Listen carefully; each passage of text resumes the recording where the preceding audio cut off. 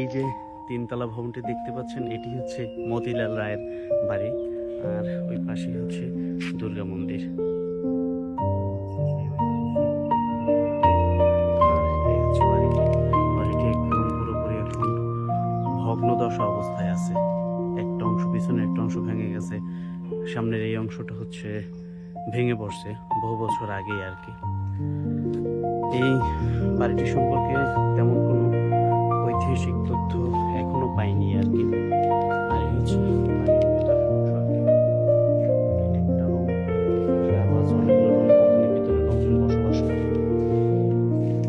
এই একটা রুম, এরপর আরো আছে, যাওয়ার কোনো উপায় নেই আর কি। ছিলেন এই মতিলাল রায় সাহেব, তার কোনো ইতিহাস আমি জানতে পারিনি।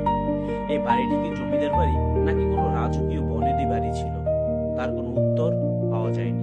নিচতলায় একটি হিন্দু পরিবার বাস করেন, কিন্তু তারা জানেন না এই বাড়ির ইতিহাস কিংবা তারা এখন কোথায় আছে, তার কিছুই তারা জানেন না। বাড়ি জুড়ে শুনশোয়া নীরবতা, মানুষের বাস আছে তবে নেই তার স্ত্রী। কেউ যদি এই বাড়ির ইতিহাস জেনে থাকেন অবশ্যই জানাবেন।